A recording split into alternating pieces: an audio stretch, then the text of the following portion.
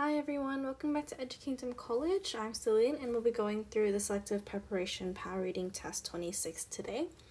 So firstly, this is the extract we'll be going through, the first one out of two.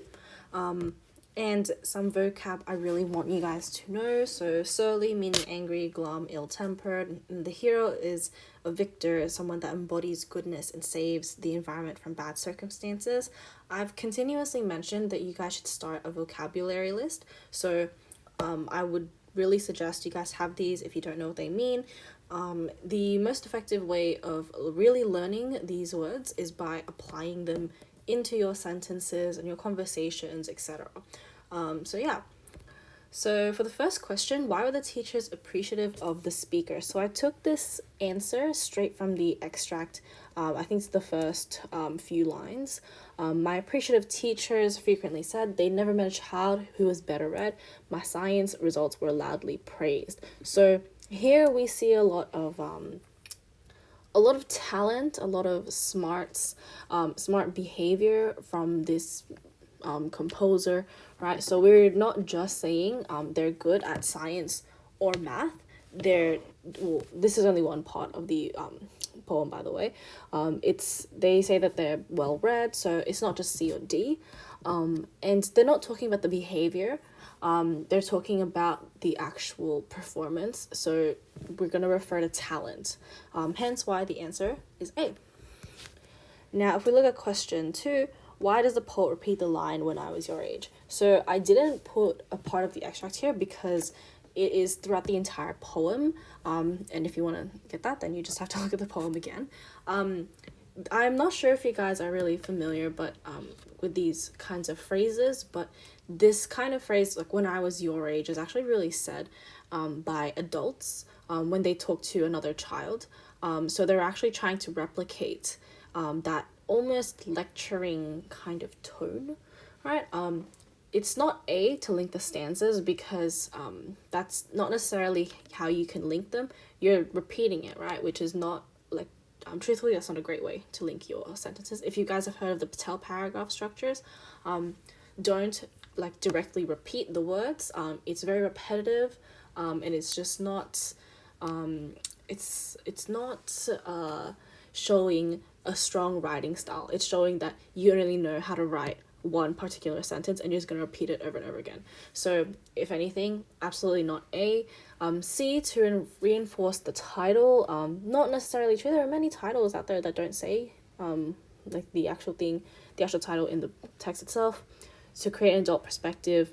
This could have been plausible. If this wasn't so similar to a lecturing tone. So the answer would be B in this case.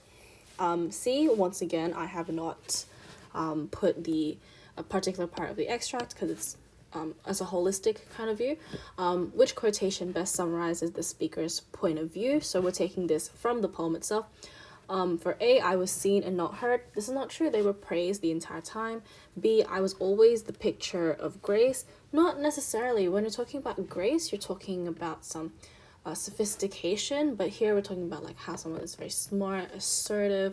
They seem to make the quote-unquote correct or morally good life choices, if you want to say that. C, I was fit as a sports star. They're not having a particular focus on exercise, so it's not a good answer. But D, I was so unlike you, is this comparative kind of sentence that says, it puts the composer on a pedestal and the reader kind of below them. So D would be plausible because that's kind of the message of the poem. They're trying to say like, oh, they're so much more better than you, I guess. This actually flows really well with the next question, which says like, which phrase reflects ironically back on the speaker. They like this relationship between the composer and the reader is there's this big gap, this big disparity. Okay, they're trying to say that they're better than us. So it's quite ironic, or it's funny, that they say that they are humble and modest, but humble people don't actually say that they are humble. It's not very modest, it's actually really boastful. So in this case, the answer would be B. So we're gonna move on to the second extract, and once again some vocab I'd really like you guys to note. Some of these might be familiar with you guys already, not familiar to you guys already, so if they are, that's great. So here is the extract for questions 5 to 7 and 8 to 10. So please note that we'll say for question 5, we only have options A, B, C, or D, but for answer A, it's B, like B sentence. B is the C sentence, C is the E sentence, and D is the G sentence. And here are the sentences over here. Yeah, so please take a screenshot if you need to continuously refer back to it.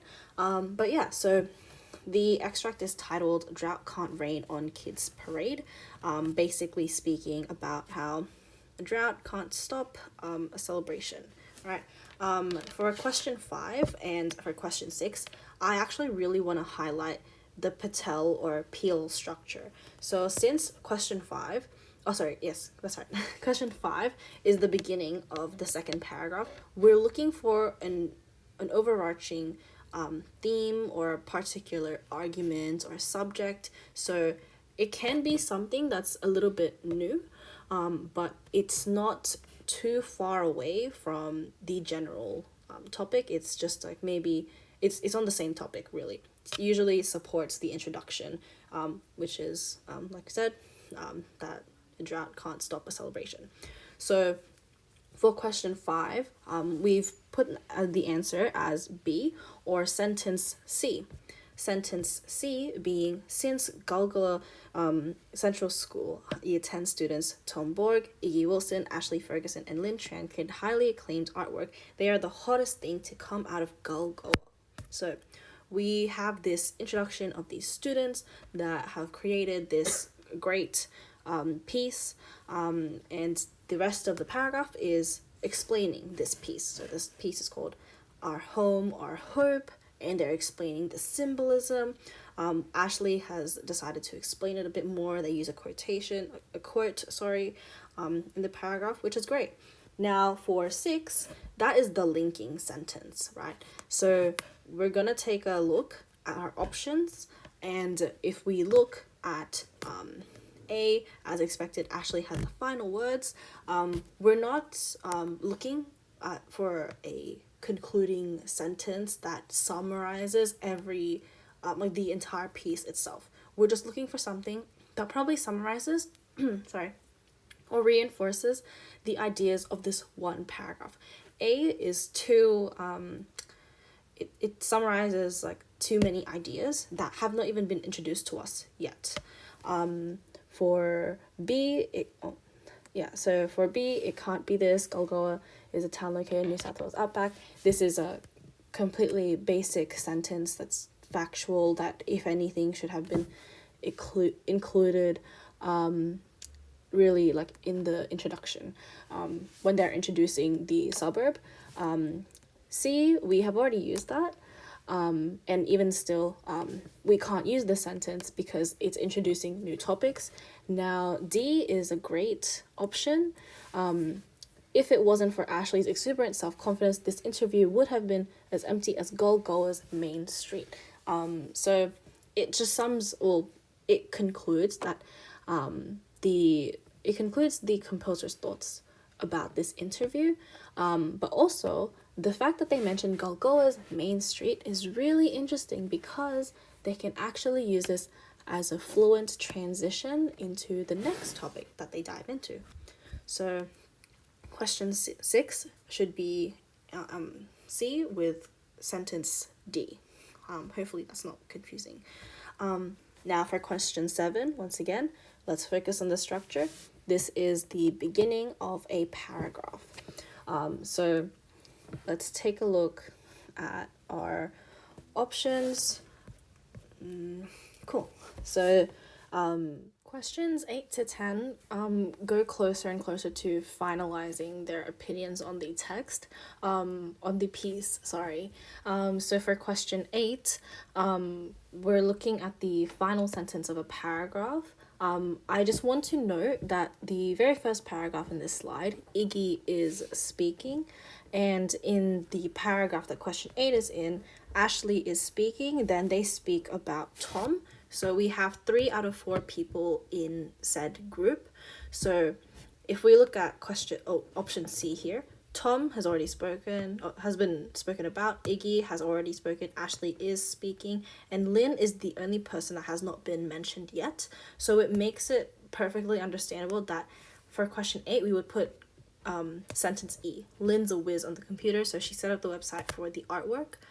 So 8 would be answer D with sentence E. For the third paragraph on question 9, they're talking about their positive attitude and how it's this positive virus. So we want to look for a sentence here that talks about positivity.